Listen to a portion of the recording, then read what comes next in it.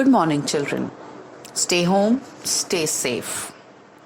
We keep moving forward, opening new doors and doing new things because we are curious and curiosity keeps leading us down new paths by Walt Disney. With the same curiosity, I, Priyanka Thakur, is with you to explain the next four stanzas of A Boat Beneath a Sunny Sky by Lewis Carroll.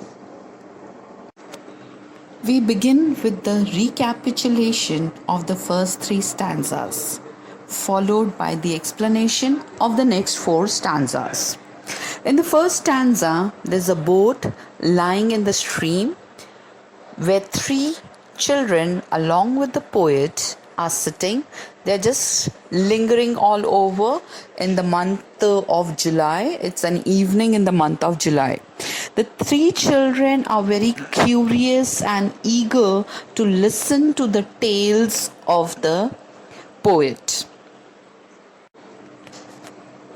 They feel very happy sitting next to him, and they expect a very imaginative, a very creative type of a story which the poet was used to narrate them on and off, and so the children are very eager to listen to the poet.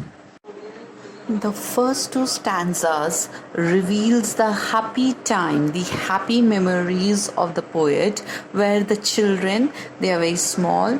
The poet enjoys the childhood of the children. And in the third stanza, he realizes that those memories are dying off. The children have become adult now, and summer is taken over by autumn season. So in the third stanza, the memories have started fading away, and there is a pain in poet's mind now. Now we begin with the fourth stanza. Still she haunts me, phantom wise, Alice moving under skies, never seen by waking eyes. Here she refers to Alice. The poet says that it is no longer summer, and he is describing how she and the other children have left the countryside and have gone back to the city for the autumn.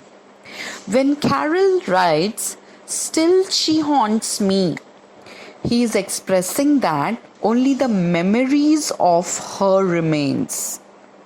That means Alice must have grown up by then into an adult. So it was not possible for anyone to see the child Alice anymore.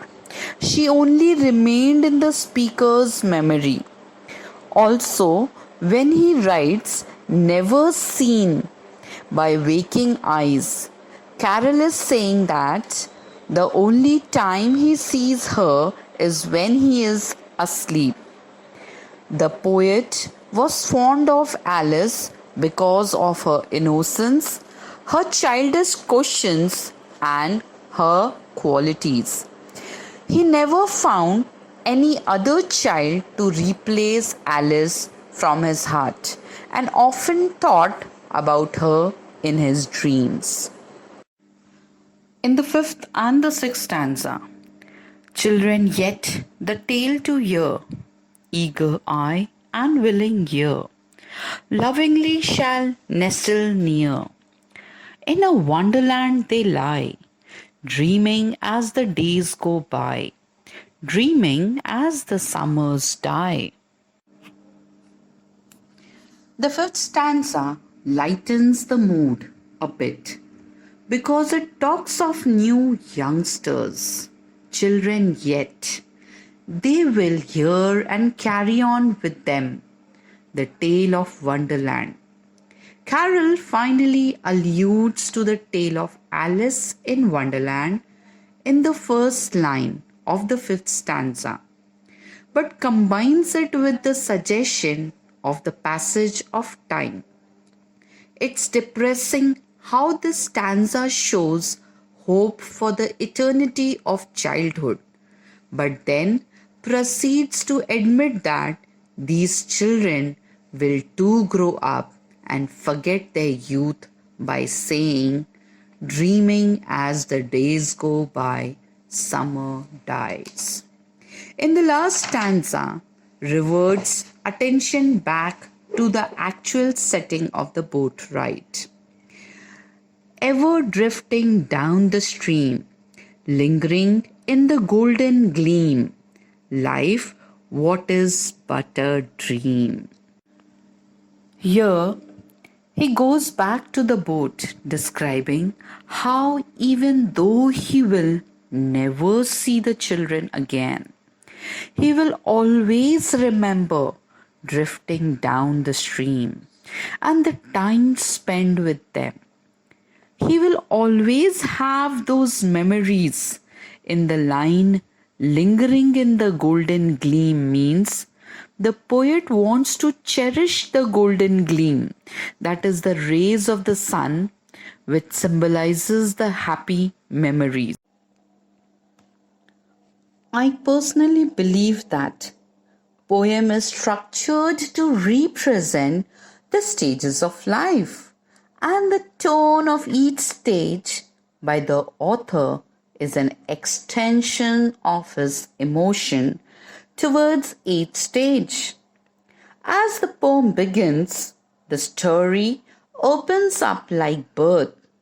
Carroll uses shimmering terms such as light, sky, and stream, which are all surrounded around this joyous vessel of life, guided by the paddling of its rowers towards what there is to see on the journey down the stream that is life.